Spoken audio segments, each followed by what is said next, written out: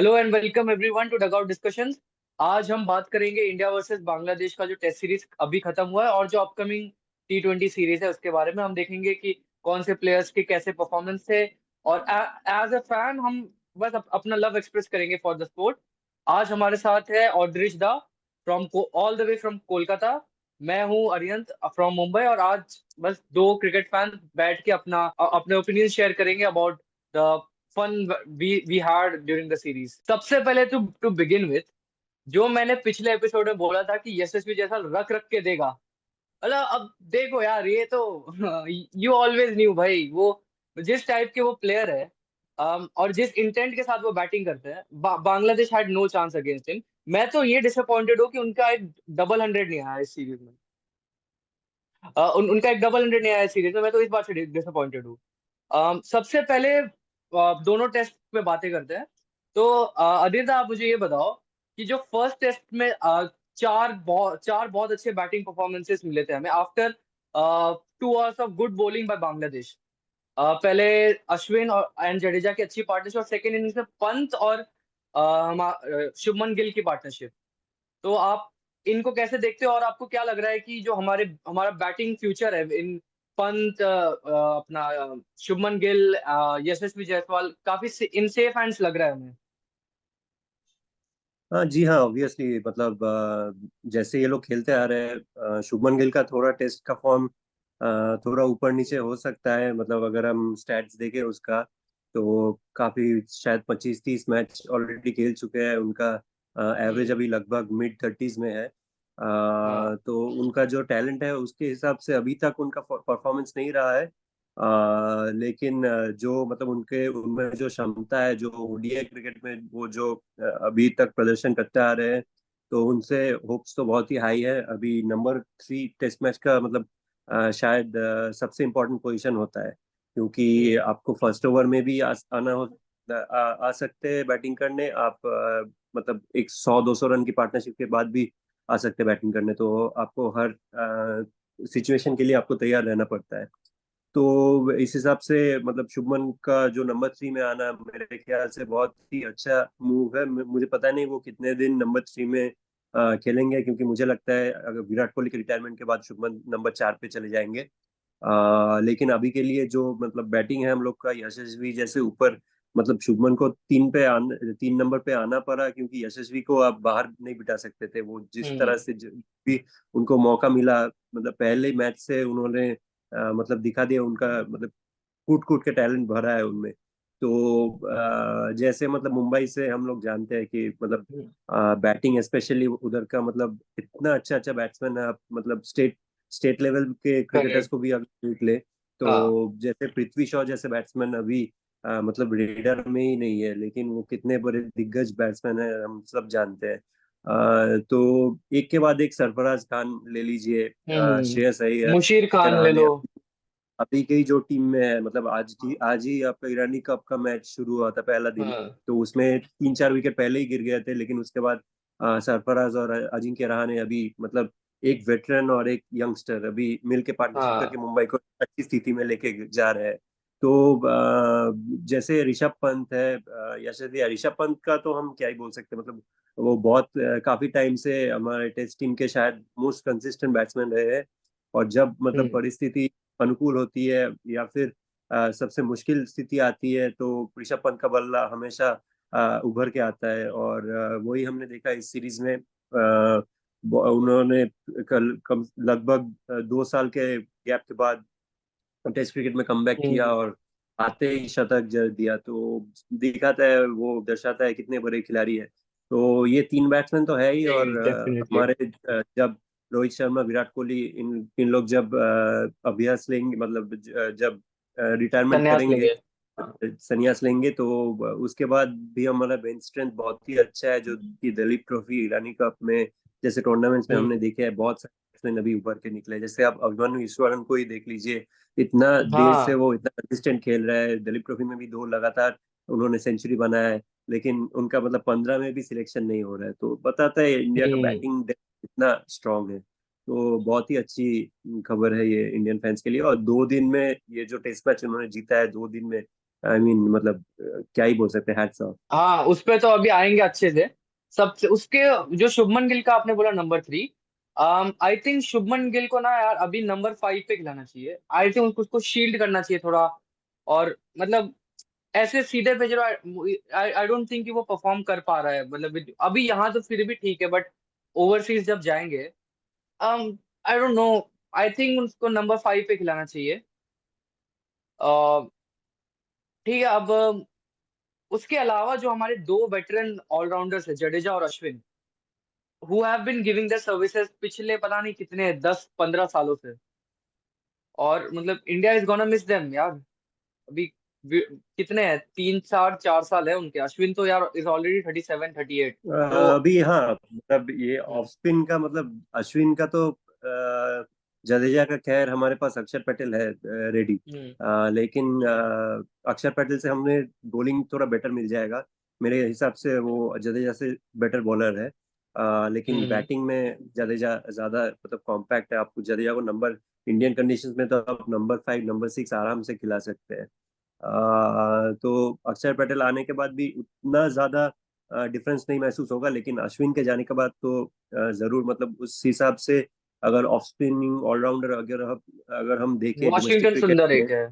तो वाशिंगटन सुंदर को खिला सकते हैं। लेकिन मुझे पता नहीं उनको मतलब रेड बॉल क्रिकेट में कंसिडर क्यों नहीं किया जाता है, क्योंकि वो जो हमने हाँ 2021 में बॉर्डर गावस्कर हाँ। ट्रॉफी जीता था ऑस्ट्रेलिया में, तो उसमें उनका योगदान बहुत ही क्या मैं क्या कर सकता हूँ मतलब उस उम्र बहुत ही में क्रूशियल था। बैटिंग हाँ दोनों चीज हाँ में एक्स्ट्रा ऑर्डिनरी, मतलब उनका जो टेम्परामेंट था उसमें, और मतलब सोल स्पिनर, प्रीमियर स्पिनर के नाते वो खेल रहे थे टीम में। लेकिन ऐसा लगा ही नहीं कि उनका पहला इतना बड़ा टूर है, हम्म, वो भी रेड बॉल का। जो इंडिया में एक बात हम लोग कर देते हैं, हम किसी को क्लासिफाई कर देते हैं white ball specialist, red ball specialist, ये बहुत इजीली हम लोग स्पेसिफाई कर देते हैं। जैसे डेविड वार्नर को मतलब काफी सारे हम लोग ही इंडियंस मतलब कभी सोच नहीं पाते कि वो इतना बड़ा टेस्ट प्लेयर बनेंगे आगे जाके। जब हम्म, मैं पहली बार डेविड वार्नर को देखा था, वो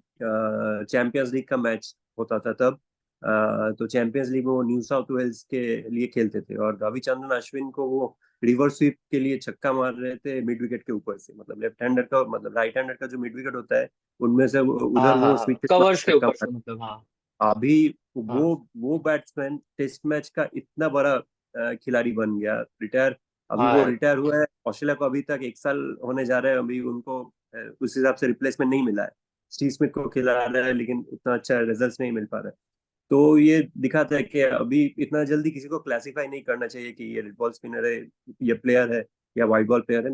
मेरे ख्याल से वॉशिंगटन सुंदर को खिला सकते हैं। लेकिन हाँ, मतलब अश्विन जैसा बॉलिंग उनसे आप एक्सपेक्ट मत करिए, एटलीस्ट अभी एट दिस पॉइंट, क्योंकि मेरे ख्याल से वो मतलब बैटिंग ऑलराउंडर थोड़ा ज्यादा है बॉलिंग से। और थोड़ा उनका मतलब वो जो बॉलिंग करता है अश्विन का, जो गाइल है, जो मतलब वो एंगल्स के साथ खेलना, अभी खैर वो एक्सपीरियंस के साथ आता रहेगा। लेकिन जो नेचुरल जो टर्न मिलता है अश्विन को, वो मतलब जो पिचेस टर्न भी नहीं होते हैं उनमें भी और वो बॉल और को जो उनका फैला माइंड देते हैं। गेम है, उनको और माइंड जिस गेम है, तरह और से वो उनको पता प्लान है कि करते हैं। विकेट कैसे, उनको पता है विकेट कैसे निकाले जाते हैं। तो एक ही जगह से आते एग्जैक्टली हैं दोनों, एक ही जगह से आते हैं दोनों। और उस वाशिंगटन सुंदर के अलावा एक सारांश जैन है, जो अभी हम्म ईरानी कप में भी खेल रहा है, तो वो भी एक अच्छा खासा ऑफ स्पिनिंग ऑलराउंडर है। लेकिन अगर पूरा मतलब डोमेस्टिक क्रिकेट में देखा जाए तो उतना ऑप्शंस नहीं है। एक जयंत यादव था हमारे पास, लेकिन उनका भी हम्म। मतलब 30 अप हो गया है, अश्विन से ज्यादा डिफरेंस नहीं है उनका उम्र में। लेकिन वो भी मतलब काफी अच्छा उनका जिस वो गलत जनरेशन में पैदा हो गया, जिसमें हमारे पास ऑलरेडी बट रविचंद्रन देखो अश्विन ऐसा था। है कि इंडिया में तो कोई भी स्पिनर जिता देगा ना टेस्ट मैच। मतलब अब कोई भी, ऐसे नहीं, बहुत सारे स्पिनर्स हैं इंडिया में टेस्ट मैच जिताने देखो के लिए। विकेट तो मिलता रहेगा, क्योंकि अभी हाँ श्रीलंका में अगर देखा जाए तो श्रीलंका का लेफ्ट आर्म स्पिनर एक आता ही जाता है, क्योंकि ये वेला आगे अभी खेल रहा है व्हाइट बॉल क्रिकेट में। हाँ टेस्ट मैचेस में उनका मिल गया प्रभत जयसूर्या, जो अभी हाँ शायद quickest fastest to 100 wickets, 100 test wickets वो भी कंप्लीट करने जा रहा है। तो एक एंड हम्म। से हम लोग इंडिया में क्या होता है या सब कॉन्टिनेंटल कंडीशंस में क्या होता है, स्पिनर्स को आप एक एंड से बॉलिंग डलवाते रहेंगे। अभी वो 40 ओवर डाले, 50 ओवर डाले, वो 4-5 विकेट आपको निकाल के ही देगा। अभी उसके बाद कंसिस्टेंट पाकिस्तान कितना की। है और कितना कम रन दे के, कितना मतलब कम इकोनॉमिक हम्म। रेट अच्छा होना चाहिए, कम रन देना चाहिए, फील्ड के अपोजिट अकॉर्डिंग बॉलिंग करना चाहिए। और हर पिच आपको मतलब आपके सपोर्ट में नहीं जाएगा तो तब आपको कैसे मतलब बैट्समैन को वन अप करना है, उनके मानसिकता से खेलना है, तब कैसे विकेट लेना है, ये कुछ बॉलर्स को आता है। उनमें से रविचंद्रन अश्विन सबसे ऊपर रहेंगे। तो वही मतलब हम ऐसा नहीं है कि किसी को भी आप बॉलिंग डाल दे। अभी मैं अगर बॉलिंग करने जाऊंगा तो मुझे विकेट्स नहीं मिलेंगे। लेकिन नहीं नहीं, हाँ, ऐसे नहीं। काफी हद तक काफी हद मतलब काफी वो हद स्किल तक तो होना चाहिए। काफी हद तक काफी हद तक बात आपका सही है हाँ कि मतलब सब कॉन्टिनेंटल कंडीशंस में ऑब्वियसली विकेट हाँ इजीली मिलेगा। जैसे ग्रीन टॉप्स में अगर खेलेंगे तो पेसर्स को ज्यादा इजीली विकेट मिलेगा। हाँ। लेकिन मतलब क्वालिटी भी होना नहीं चाहिए, मतलब क्योंकि आप बात वो नहीं है 40 ओवर इजी की, में मतलब हाँ। माय पॉइंट 40 ओवर वाज में कि अगर आप 40 ओवर में अगर आप 160 रन दे रहे हो, फिर आप 3-4 विकेट ले रहे हो, उसका उसका ज्यादा फायदा नहीं होगा। और जैसे जिस हिसाब से हम्म क्रिकेट चल रहा है, अभी बेसबॉल आ गया है, उधर ऑस्ट्रेलिया भी अच्छा खासा रेट से खेलते हैं, तो आपको मतलब टाइट भी रखना पड़ेगा। तो आप टाइट रखोगे तो आपको प्रेशर से विकेट भी मिलेगा। ये पहले का जमाने के जैसा नहीं था। तब अगर 1 रन 2 रन का इकोनॉमी रेट से आप बॉलिंग कर रहे हैं, तब भी आपको फ्रस्ट्रेट करके कोई बैट्समैन का विकेट वैसे नहीं मिलने वाला था। लेकिन अभी मिल सकता है, क्योंकि बैट्समैन अभी स्कोर जब तक नहीं कर रहा है तब तक वो उतना आजादी उनको लगता नहीं है कि वो सेट है क्रीज पे, या फिर उन बैट्समैन को, अभी का बैट्समैन को सिर्फ डोमिनेट करना है क्रीज पे। क्योंकि मैंने एक हम्म जब विराट कोहली कैप्टन थे तब मैंने सुनील गावस्कर शायद विराट कोहली से कुछ बातचीत करने के दौरान उनको पता चला था कि विराट कोहली मतलब काफी लोग क्रिटिसाइज करते थे विराट कोहली को। जब नया बैट्समैन आता है बैटिंग करने तो विराट कोहली क्या करते थे, उनका लॉन्ग ऑफ या लॉन्ग ऑन पीछे रहता था। तो उसमें से थोड़ा मतलब सब कंफ्यूज हो जाते कि नया बैट्समैन आया है। तो हम लोग भी मतलब बचपन से सुने, नया बैट्समैन आया तो प्रेशर क्रिएट करो, आगे फील्डर्स रखो, उनको ऑफ द हम्म मार्क ना होने दो। लेकिन विराट कोहली पीछे फील्डर रखता था, क्योंकि उनको लगता है, उनका दिमाग में ये चलता है कि अभी के बैट्समैन जब तक एक बाउंड्री नहीं मारते हैं, टेस्ट मैचेस में भी बाउंड्री नहीं मारते, तब तक उनको लगता नहीं है कि वो सेट है। तो आप सिंगल्स हम्म ले ले, डबल्स ले ले, 10 20 30 बॉल क्रीज पे बिता ले, जब तक ये बाउंड्री नहीं आता है तब तक उनको लगता नहीं है वो सेट है, वो कॉन्फिडेंट नहीं होते हैं। तो इसलिए वो एक हम्म, फील्डर पीछे रहे। और विराट कोहली मतलब कितना बड़ा टेस्ट कैप्टन है, उनका टेस्ट रिकॉर्ड बिल्कुल एज अ कैप्टन तो कोई शक नहीं किया जा सकता है। तो बस ये छोटी बिल्कुल। छोटी चीजें।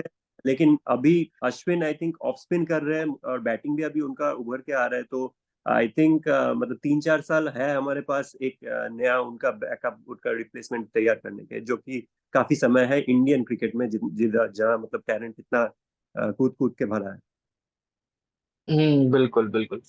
ऑल्सो अब चलो अब मूव ऑन करते हैं सेकंड टेस्ट के ऊपर। जी। सेकंड टेस्ट यार, भाई 2 दिन तो बारिश में चले गए। चलो मूविंग असाइड, वो छोड़ देते हैं कि यार इतना घटिया फैसिलिटी है कानपुर में, वो सब के बारे में हम नहीं बात करेंगे। बट हम बात करेंगे कि यार जो इंटेंट दिखाया इंडियन टीम ने, मतलब अंडर गंभीर और रोहित शर्मा ने, मतलब जो और सीनियर सीनियर टीम मैनेजमेंट में, कि हम we will go for the kill. और ये सब हम हमेशा सोचते, मतलब आप सोचो अगर इट कुड हैव बीन कि हम आफ्टर टेस्ट ड्रॉ हो जाता, हम सोच रहे थे यार एक और सेशन होता तो जीत जाते। बट वो उन्होंने वो नहीं किया कि ये होता, but they went for the kill and they did it. तो वो मतलब इंटेंस शिफ्ट इंडियन क्रिकेट में, मतलब बहुत बहुत मुझे, मैं तो बहुत ज्यादा इंप्रेस हो गया इस चीज से। देखो मतलब मैच हम लोग ने कब कब जीता, मैच हम लोग ने जीता है जो फर्स्ट इनिंग्स में इंडिया शुरुआत किया है, पहला 10 ओवर्स, 5 से 10 ओवर्स। हम्म मैच तभी बांग्लादेश के पास से हम लोग ले लिया, क्योंकि वो मतलब रैटल्ड हो गए। वो एक्सपेक्ट ही नहीं कर रहे थे ऐसा भी अटैक कर सकते हैं। क्योंकि वो सोच रहे थे इंडिया तो ठीक है, चलो सीरीज जीत रहा है तो ओनस हम पे है कि हम कम बैक कर सकते हैं या नहीं, जल्दी से इंडिया को आउट कर देंगे। शायद इंडिया ऑलरेडी सीरीज जीत चुके हैं तो वो थोड़ा शेल में रहेंगे, तो हम लोग विकेट्स लेके थोड़ा फाइट दे सकते हैं, कोशिश कर सकते हैं अगर मतलब कुछ अपसेट हो सके। लेकिन वो जो स्टार्ट इंडिया ने किया है वो मतलब वो हम्म मतलब जस्ट माइंड गेम्स, वो जस्ट खेल लिया है वो बांग्लादेश के दिमाग से, अंदर दिमाग के अंदर घुस के वो मतलब खलबली ही मचा दी हाँ इंडिया ने। हाँ, 10 ओवर में क्योंकि 100 बना दिया क्योंकि यार, दस जैसे ओवर में जिस हिसाब से खेल रहे थे, मतलब फास्टेस्ट 50, फास्टेस्ट 100, फास्टेस्ट हम्म, 150, सब रिकॉर्ड तोड़ दिए। और यशस्वी जैसा, रोहित शर्मा जैसे हमारे कैप्टन, जैसे जिस हिसाब से शुरुआत की है हम्म, उन्होंने, और के राहुल बाद में बोला है कि रोहित ने बोला let's make a match out of this.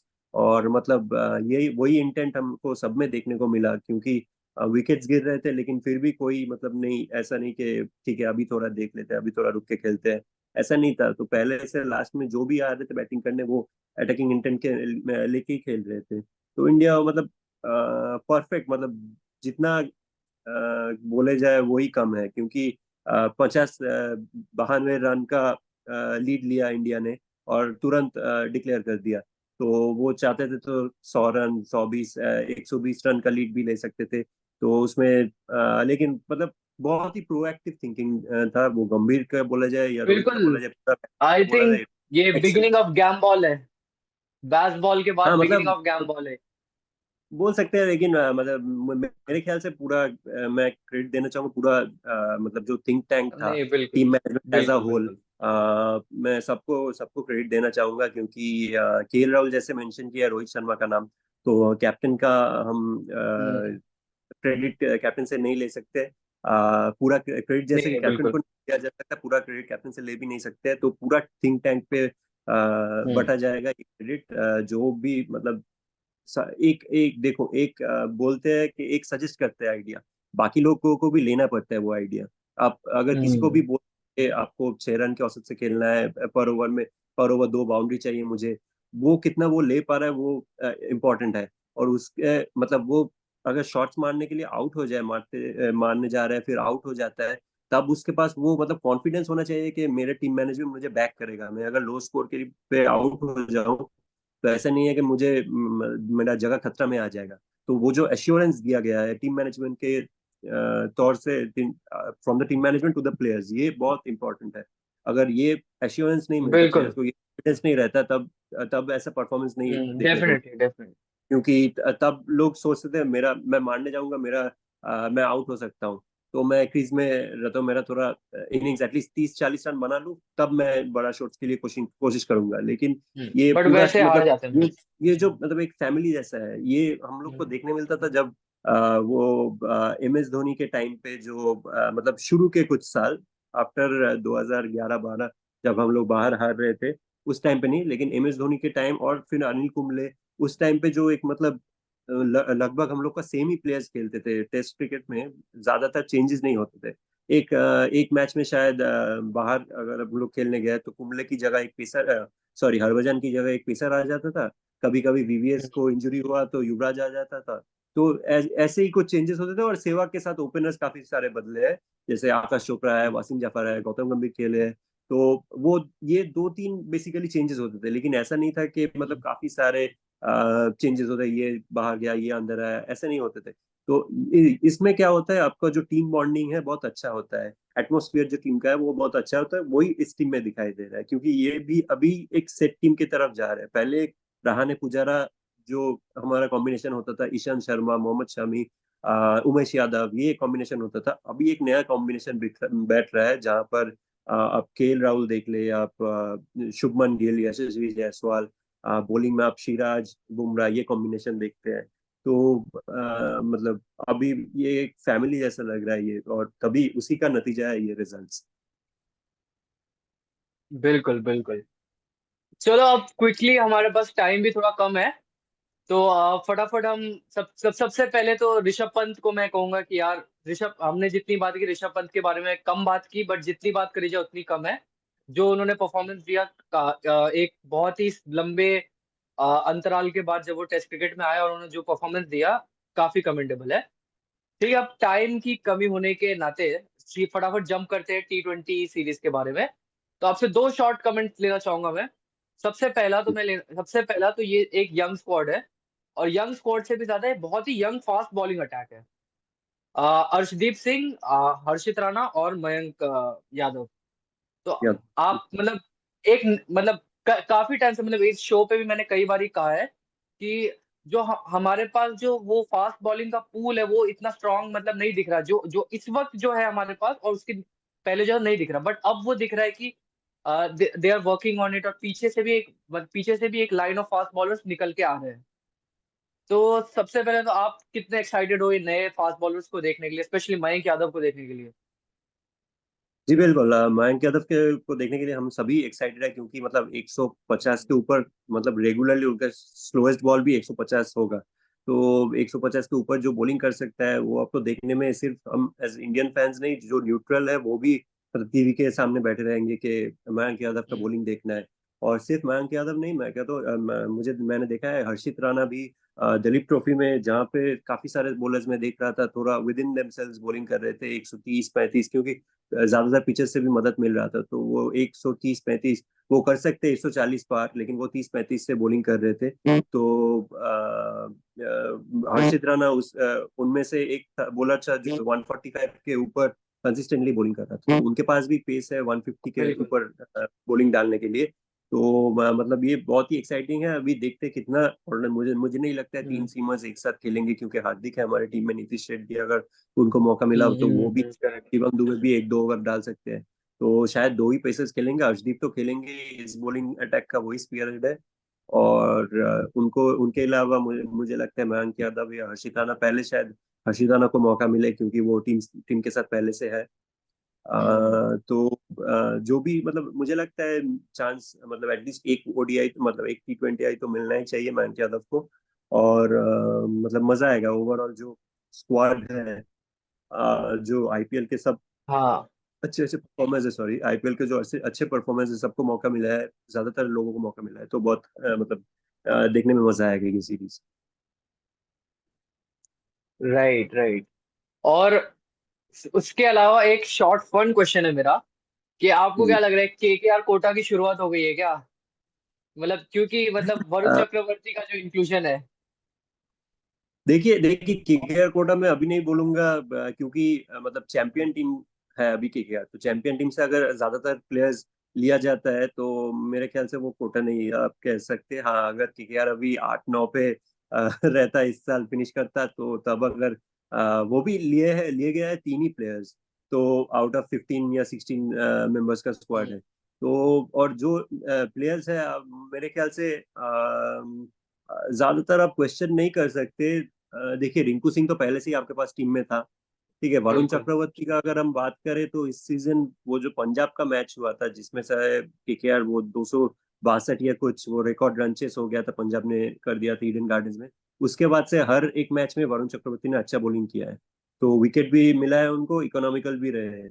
तो वरुण चक्रवर्ती का मतलब एक और चांस उनका बनता था। टीएनपीएल में उन्होंने काफी अच्छा बॉलिंग किया था, रविचंद्रन अश्विन और वो एक ही टीम में खेल रहे थे, और उन लोग का टीम चैंपियंस भी हुआ टीएनपीएल में, तो मेरे ख्याल से वो भी डिजर्विंग है।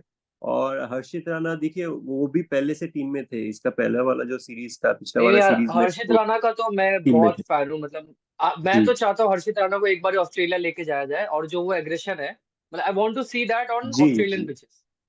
जी, बहुत बहुत दिन बाद मतलब ऐसा कोई वो श्रीशांत की याद दिलाता है, वो मतलब हाँ। बैट्समैन को चैलेंज करना, एक बॉल बीट कहता है तो वो बैट्समैन के पास चले जाता है।